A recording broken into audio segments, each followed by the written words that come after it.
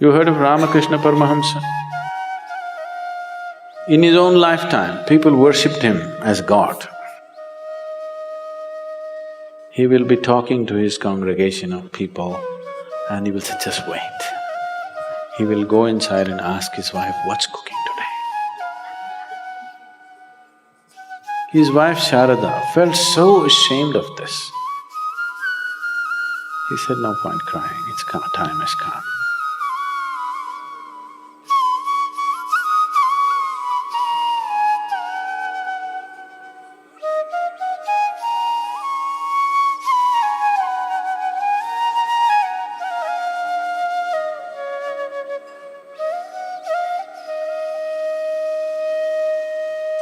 Because they don't want to be clients to bad designers.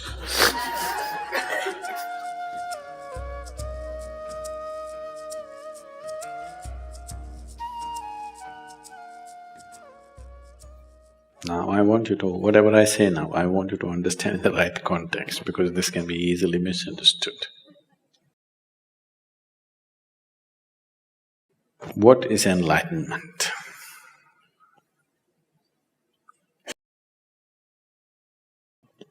There was a time in '60s, there used to be ads in California saying, if you go to India, it will take 12 years, $25, 1 hour, you can be enlightened here.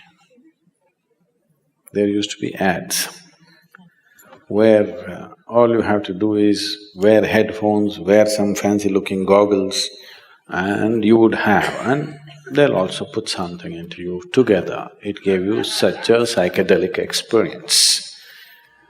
So, people advertise. So, what is enlightenment? You know, repeatedly we're going on saying asatoma sadgamaya, asatoma sadgamaya. What it means is, you're trying to invoke yourself, I want to move from untruth to truth.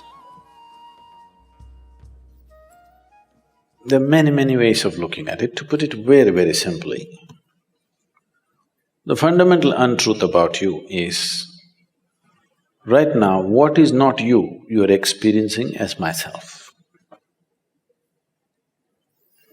This is a piece of earth. Repeatedly we've gone over this. But right now, you experience this as myself. This is an untruth, isn't it? If I experience this, a sofa as myself, definitely I need a couch, isn't it? Yes, sir?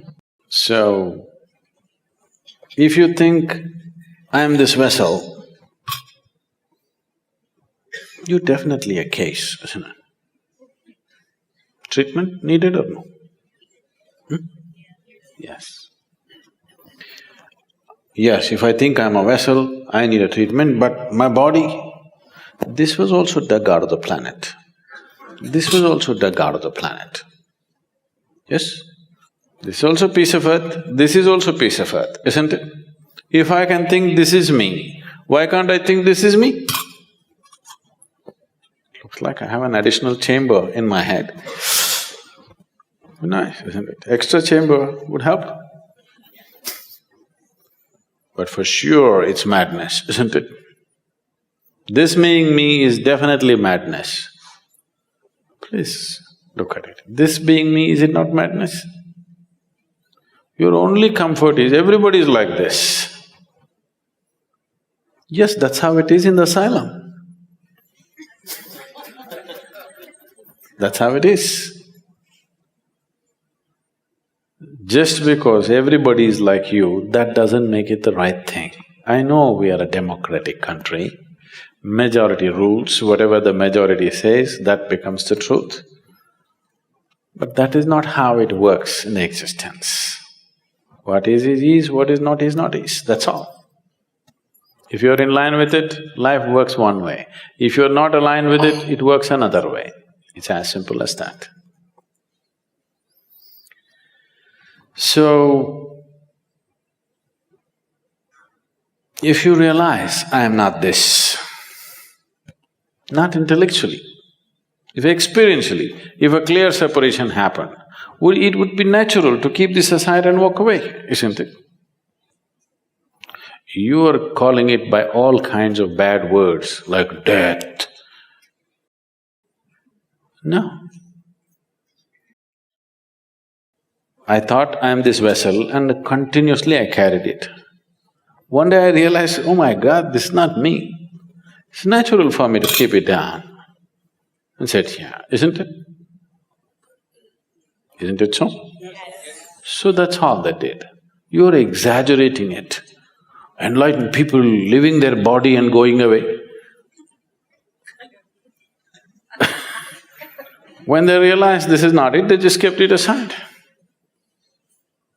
If they had some more business, they could pick it up. They had no business, they kept it and went. Sensible way to live or not? If you have business with this vessel, you carry it around. You have no business with it, you leave it there. So when the realization happens, 99% of the time, enlightenment and leaving the body happens at the same time. Unless you understand the mechanics of the body, you can't hold on to the body. People who are on the path of devotion, usually you will see, most of them will die young. It's not death. The moment they realized, they kept it aside and walked away.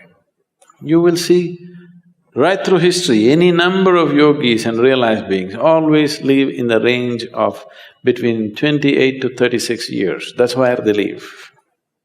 Have you noticed this?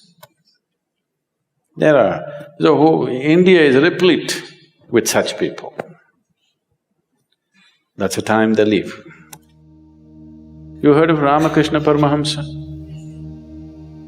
You heard of Vivekananda? He was the first yogi who came to United States in 1893. He was the first yogi. His guru was Ramakrishna Paramahamsa. He is a devotee. He has a mother goddess and he is devoted and he's in a different way altogether. In his own lifetime, people worshipped him as God. He was not crucified, he was worshipped because his presence and this thing was so phenomenal. But he was mad about food. He will be talking to his congregation of people and he will say, just wait. He will go inside and ask his wife, what's cooking today? His wife Sharada felt so ashamed of this. She said, what is your problem? Even I'm not bothered about food, what is your problem? We see you as God, what is this madness about food? He said, that's okay, but what's cooking? One day she felt so ashamed of this and she told him, I'm ashamed of you. Why are you mad about food? So he said, in that part of the country, always food comes on a large… in India we don't eat on plates like this, we eat on a plate like this. It's called a thali. A plates with served food is called thali. He said, the day you bring the thali to me, the day you bring this food to me, if I show no interest in the food, you must know there are only 3 days left. He said this and 7 years passed after that. After 7 years, one day, he always had this habit of sitting on a swing and eating. So he would sit on the swing and eat. She brought the thali and he looked away. She burst out crying. Suddenly she realized, only 3 days left. He said, no point crying, it's come, time has come. 3 days later, he left. So he was using his desire for food consciously to kind of stay with the body. If he doesn't desire food, he will go. So every day telling himself, food, food, food, food, food, food, That's not his nature, but he's creating the desire just to keep it going all the time.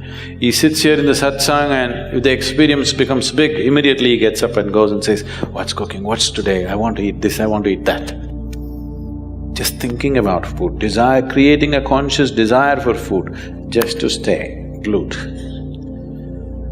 Either you must create a desire like this, there are other kinds of tricks, or you must understand the mechanics of the body.